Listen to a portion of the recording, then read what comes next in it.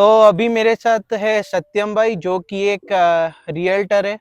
अभी अभी उन्होंने ये लाइसेंस लिया है और अभी उन्होंने ये वर्क स्टार्ट करा है। तो आज हम उनसे बात करेंगे कि अगर किसी को बनना हो रियल्टर तो उनको क्या करना चाहिए, कौन सी रिक्वायरमेंट्स रहती है, कितना कॉस्ट होता है, कितना टाइम लगता है।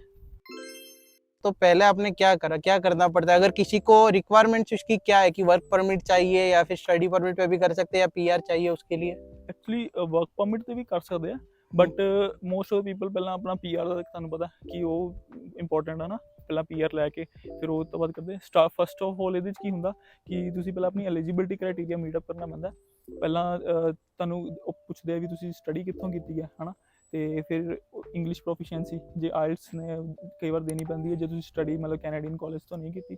ਇਫ ਮਤਲਬ ਤੁਸੀਂ ਕੈਨੇਡੀਅਨ ਕਾਲਜਿਸ ਤੋਂ ਸਟੱਡੀ ਕੀਤੀ ਹੈ ਫਿਰ ਤੁਹਾਨੂੰ ਆਪਣਾ ਮਾਈ ਕ੍ਰੈਡ ਅਕਾਊਂਟ ਤੋਂ ਨਾ ਆਪਣੇ ਉਹ ਕ੍ਰੈਡਿਟਸ ਸ਼ੋ ਕਰਨੇ ਪੈਂਦੇ ਆ ਹੈ ਨਾ। राइट। ਕੁਛ ਹੈ ਫਿਰ ਉਹਦੇ ਕਰਕੇ ਉਹ ਆਇਲਟਸ ਵਾਲੀ ਜਿਹੜੀ ਕੰਡੀਸ਼ਨ ਹੁੰਦੀ ਉਹ ਵੇਵ ਆਊਟ ਹੋ ਜਾਂਦੀ ਹੈ। अगर अपने अच्छा मतलब बैंक बैलेंस और क्रेडिट स्कोर हो तो फिर आइल्स वाली कंडीशन नहीं रहती है। ਜਾਂ ਐਕਚੁਅਲੀ ਕ੍ਰੈਡਿਟ ਸ਼ੋ ਵਾਲਾ ਨਹੀਂ, ਸਟੂਡੈਂਟ ਕ੍ਰੈਡਿਟ ਜਿਹੜੇ ਹੁੰਦੇ ਆ स्टूडेंट क्रेडिट। ਕ੍ਰੈਡਿਟ ਅਕਾਊਂਟ ਦੇ ਵਿੱਚ हाँ। ਉਹ ਸ਼ੋ ਕਰਨੇ ਪੈਂਦੇ। ਉਹਦੇ 'ਚ ਆਪਾਂ ਨੂੰ ਟ੍ਰਾਂਸਕ੍ਰਿਪਟਸ डायरेक्टली ਉਹਨਾਂ ਨੂੰ ਭੇਜਣੀਆਂ ਪੈਂਦੀਆਂ। ट्रांसक्रिप्ट ਹਾਂਜੀ भेजनी पड़ती है, ਜਾਂ ओके सीधे। ਤੇ ਉਸ ਤੋਂ ਬਾਅਦ ਫਿਰ ਆਪਣੀ ਐਲੀਜੀਬਿਲਿਟੀ ਜਦੋਂ ਬਣ ਕੇ ਆ ਜਾਂਦੀ ਹੈ ਫਿਰ ਉਹ ਆਰਸੀਐਮਪੀ ਕਰਵਾਉਣੀ ਪੈਂਦੀ ਹੈ ਨਾ, ਪੁਲਿਸ वो ਕਲੀਅਰੈਂਸ। आरसीएमपी क्या होता है? Police it's kinds of police clearance. Police clearance करवाना ਉਹ पड़ता है। ਆਪਣੇ ਫਿੰਗਰਪ੍ਰਿੰਟਸ ਵਗੈਰਾ ਲੈਂਦੇ ਸਾਰਾ ਕੁਝ हम्म। ਨਾ।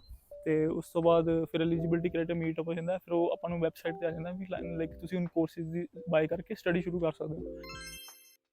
तो फिर अपने कहाँ जाना पड़ता है अगर ये रियल्टर का स्टार्ट करना हो ਸੋ तो? ਬੇਸਿਕਲੀ ਜਦੋਂ ਐਲੀਜੀਬਿਲਿਟੀ ਕ੍ਰਾਈਟੇਰੀਆ ਮੀਟ ਅਪ ਹੋ ਜਾਂਦਾ ਉਸ ਤੋਂ ਬਾਅਦ ਫਿਰ ਆਪਾਂ ਨੂੰ ਵੈਬਸਾਈਟ ਤੇ ਐਕਸੈਸ ਮਿਲ ਜਾਂਦਾ ਕਿ ਅਸੀਂ ਕੋਰਸ ਬਾਈ ਕਰ ਸਕਦੇ ਹਾਂ। ਉੱਥੇ 4 ਆਪਸ਼ਨਸ ਹੁੰਦੇ ਆ। मतलब कौन सी वेबसाइट होती है ये? ਮਾਈ ਰੈਕਾ ਕਰਕੇ। माई रेका ਹਾਂ करके? ਮਾਈ ਰੈਕਾ ਉੱਥੇ ਆਪਾਂ ਆਪਣਾ ਲੌਗਇਨ ਕਰ ਸਕਦੇ ਹਾਂ। ਫਿਰ ਉੱਥੇ 'ਚ ਆਪਣੇ ਕੋਰਸ ਪ੍ਰੋਵਾਈਡਰਸ ਸ਼ੋ ਹੋ ਜਾਂਦੇ ਆ, ਆਪਾਂ ਉਹਨਾਂ ਤੋਂ ਡਾਇਰੈਕਟਲੀ ਕੋਰਸ ਬਾਏ ਕਰਨਾ ਹੈ। ਰਾਈਟ, 2 ਐਗਜ਼ਾਮਸ ਹੁੰਦੇ ਆ, ਫੰਡਾਮੈਂਟਲਸ ਆਫ ਰੀਅਲ ਐਸਟੇਟ ਦੂਜਾ ਹੁੰਦਾ ਜੇ ਬਾਕੀ ਤੁਸੀਂ ਰੈਜ਼ੀਡੈਂਸ਼ੀਅਲ ਕਰਨਾ ਹੈ ਤਾਂ ਪ੍ਰੈਕਟਿਸ ਆਫ ਰੈਜ਼ੀਡੈਂਸ਼ੀਅਲ, ਅਗਰ ਤੁਸੀਂ ਕਮਰਸ਼ੀਅਲ ਕਰਨਾ ਕਮਰਸ਼ੀਅਲ ਲਈ ਹੈ ਨਾ। राइट। ਸੋ ਰੈਜ਼ੀਡੈਂਸ਼ੀਅਲ 2 ਐਗਜ਼ਾਮਸ ਆ ਤੇ ਆਲਮੋਸਟ 3 to 4 ਮੰਥਸ ਲੱਗਦੇ ਆ। ਠੀਕ ਹੈ, ਆਈ ਥਿੰਕ ਪਰ ਕੋਰਸ 70 ਆਵਰਸ ਦਾ ਸਟੱਡੀ ਹੁੰਦੀ ਹੈ। ਤੋ ਬਸ ਉਸ ਸਟੱਡੀ ਕਰਕੇ ਜਦੋਂ ਤੁਹਾਨੂੰ ਲੱਗੇ ਵੀ you are feeling confident, exam book करके है ना। मतलब दो 70 आवर्स के सिर्फ 2 कोर्स कर दें? या ओके। और फिर एग्जाम बुक करके अपने या सीधा एग्जाम दे सकते हैं? या एग्जाम दे सकते हैं। और वो एग्जाम में कितना क्या कैसा होता है, पास इजी हो जाते हैं या फिर ज्यादा डिफिकल्ट एग्जाम लेवल के का होता लिए है?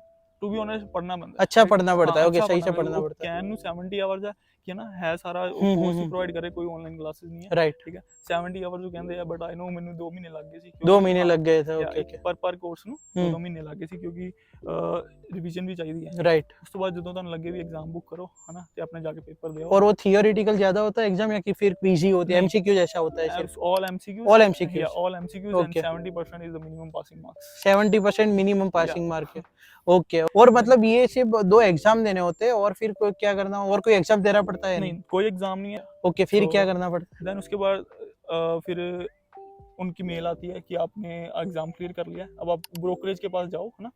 तो फिर मैं ये एक्सपीरियंस है ना ब्रोकरेज ਨੂੰ ਰੀਚ ਆਊਟ ਕੀਤਾ, ਕੁਝ ਨਹੀਂ ਉਹ ਵੀ ਆਨਲਾਈਨ ਹੀ ਸਾਰਾ। मतलब कोई भी ब्रोकरेज के पास जा सकते ਹਾਂ हैं अपना? ਕਿਸੇ ਵੀ ਬ੍ਰੋਕਰੇਜ ਫਿਰ ਉਹ ਆਪ ਤੁਹਾਡੀ ਐਪਲੀਕੇਸ਼ਨ ਸਾਈਨ ਉਹ ਤੁਹਾਨੂੰ ਕਰਵਾ ਕੇ ਦਿੰਦੇ, ਕੰਟਰੈਕਟ ਸਾਈਨ ਹੁੰਦਾ ਉਹਨਾਂ ਨਾਲ ਹੈ ਨਾ। ਆਫਟਰ ਬ੍ਰੋਕਰੇਜ ਜੁਆਇਨ ਕਰ ਲਈ ਹੈ ਨਾ ਤੇ ਬ੍ਰੋਕਰੇਜ ਦੇ ਆਪਣੇ ਕੋਰਸਿਸ ਹੈ ਨਾ, ਉਹ ਉਹਨਾਂ ਦੇ ਜੇ ਮੈਂਡੇਟਰੀ ਹੈ ਜਿਹੜੇ ਜਿਹੜੇ वो उसमें भी मैंडेटरी, जब ब्रोकरेज ज्वाइन करते हो कोई भी तो उसमें के भी मैंडेटरी कोर्सेज होते हैं? ਬ੍ਰੋਕਰੇਜ ਤੇ ਡਿਪੈਂਡ ਕਰਦਾ ਹੈ ਕਿਹੜੀ ਬ੍ਰੋਕਰੇਜ ਤੁਸੀਂ ਕਰ ਰਹੇ ਹੋ ਨਾ। ਹੁਣ ਬ੍ਰੋਕਰੇਜ ਕਈ ਇਦਾਂ ਦੀ ਆਪਣੇ ਅਕੋਰਡਿੰਗ ਹੀ ਫੀਸ ਲੈਂਦੀਆਂ ਨੇ ਕਿ ਕਈ ਕੋਰਸਿਸ ਪ੍ਰੋਵਾਈਡ ਕਰ ਰਹੀਆਂ ਕਈ ਨਹੀਂ ਕਰ ਰਹੀਆਂ, but I think it's a good for. तो ये ब्रोकरेज काइंड ऑफ कोऑप जैसा होता है ना? या okay yeah, it's a totally you know like totally commission based, right?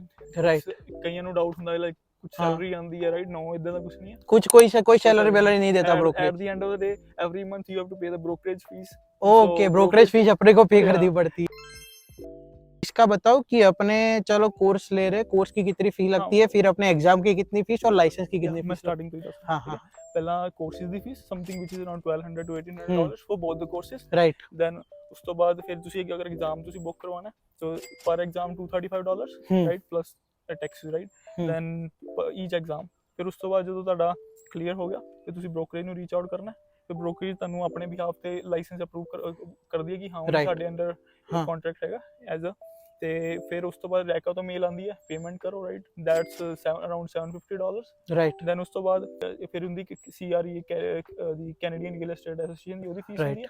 ਉਹ ਜਿਹੜੀ ਕੈਨੇਡੀਅਨ ਰੀਅਲ ਐਸਟੇਟ ਐਸੋਸੀਏਸ਼ਨ ਆ ਉਹ ਫੀਸ ਆਪਣੀ ਅਪਫਰੰਟ ਲੈ ਲੈਂਦੀ ਹੈ which is some around like ranging between $1,800 to $3,400 depending on which month you are of the year you are joining. Okay, क्यों एक मंथ का भी कैसे डिफरेंट होता है? फॉर एग्जांपल कैलेंडर ईयर होना था ना, अगर जनवरी तो स्टार्ट हो रहा है तो ये जनवरी तो लेके अगर कोई स्टार्टिंग जनवरी से कर रहा है तो he has to pay for the full year, right? If Yes, somebody right. is starting from the month of May, right? So he need not to pay for the January to May. Okay So okay basically okay, मई that- से start होगा तो वैसे Yeah. Fees कम हो जाती है, Yeah, तो right? वो फीस ऑब्वियसली लाइक आप मंथली वो ये सिर्फ वन टाइम स्टार्टिंग फीस होती है। तो उसके बाद EXP की जैसे ब्रोकरेज की फीस है which is something like $250. $250, But okay. I think that's also a good part because Mhm. the application and the source softwares they are providing for all the real estate stuff, it's really helpful. Like Oh, okay, if okay, I okay. go myself individually to buy one particular software, that's they are charging $300 a month. So I think ओहो, that's a better to just pay a brokerage and brokerage, वो yeah. Brokerage के साथ जाना सही है और Yeah. ज्यादा अच्छा रहता है, चीप रहता है, Yeah, that's उसके बाद I think area will also deduct right? Alberta Real Estate Association, हाँ, so they will also deduct. So these are the all fees. Then उसके बाद टोटल फिर कितना का खर्च लगा एट द एंड लाइसेंस मिलने तक? something around 6 to 8,000 easily. 6 to 8,000 लग Yeah, जाते हैं। जॉब का कैसा सिनारियो रहता है, जॉब कैसे मिलती है? जॉब का कुछ नहीं है, बस हमने ज्वाइन कर लिया उसके बाद फिर अपनी लीड्स वहाँ ब्रोकरेज पे ही वही से? हाँ ब्रोकरेज एक बार आपने ब्रोकरेज ज्वाइन कर लिया ना तो उसके बाद फिर अपनी लीड्स हैं, ठीक है। अगर आपको किसी ने रीच आउट किया as a buyer as a seller तो that's you can just like आप इंडिविजुअली उनसे वो कर सकते हो, कोई वो नहीं है। बस at the end of the day जो आपके डॉक्यूमेंट्स हैं we have to submit to the brokerage. और अगर हमें कुछ भी डाउट्स हैं, ठीक है, तो हम अपने ब्रोकर के साथ सीधी मतलब बात करके तो वो इजीली हेल्प रीच आउट करके हेल्प कर देते हैं। ओके ओके, अभी अपना वर्क स्टार्ट कर दिया है तो अभी अर्निंग कैसे करते हैं रियल्टर?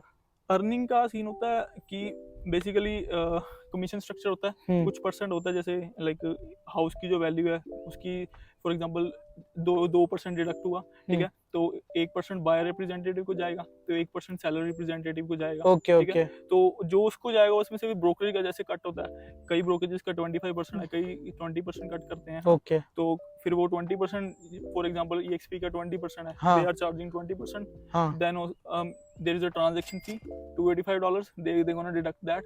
देन फिर अपने जो चार्जेस होते हैं जैसे बोर्ड साइंस लगा रहे हैं ना, एडवर्टाइजिंग खुद की है, सो ये सारे करके जो eight the end of the day जो बचता है वो रियल्टर के पास जाता है। लाइक आपने मान लो कि एक एग्जांपल लेते हैं कि कोई हाउस है अभी जिसका प्राइस चल रहा है 300K, वो अगर आप सेल करवा रहे हो तो रियल्टर को कितना मिलेगा? 300K to be honest no house in the like Alberta में तो मुश्किल है। 300K, चलो 500K मान लो, 500K से स्टार्ट करो, ऑलमोस्ट लाइक 500K की अगर कमीशन देखिए स्ट्रक्चर ऑलमोस्ट 7 to 8,000 बनेगा, ठीक है, तो 20% डिडक्ट कर दो, ठीक है, तो चलो 1400 डिडक्ट हो गए, 7,000 5% GST डिडक्ट कर दो, सो GST डिडक्ट हो गया। उसके बाद फिर अपनी जो फीस है ना, लाइक अगर कुछ लोग अपनी कोई टीम ज्वाइन कर लेते हैं तो टीम का अपना कट होता है। ओके, टीम का अपना कट तो अभी तक तो मैं इंडिविजुअल हूँ, मे बी इन फ्यूचर अगर मेरे को लगा है ना तो मैं कोई टीम ज्वाइन करूंगा। तो eight the end of the day फिर 5,000 है, राइट। फिर उसके ईयरली जो आपको पता है कि जो टैक्स डिडक्ट होता है तो उसका भी ध्यान रख के मतलब चलना पड़ता है कि आपको पता है एज अ इंडिविजुअल कितने टैक्सेस पड़ते हैं, राइट। अगर if somebody is making 100,000 a year so he is paying like $36,000 just the tax, just tax पे करना पड़ता है। so that's the thing। Okay okay, सही बात। सो जो स्टार्टिंग में आपको लगता है कि आपको जो पे चेक आया है, जो कमीशन आई, वो सारी अपनी नहीं होती। थैंक यू सत्यम भाई टाइम निकालने के लिए अपना।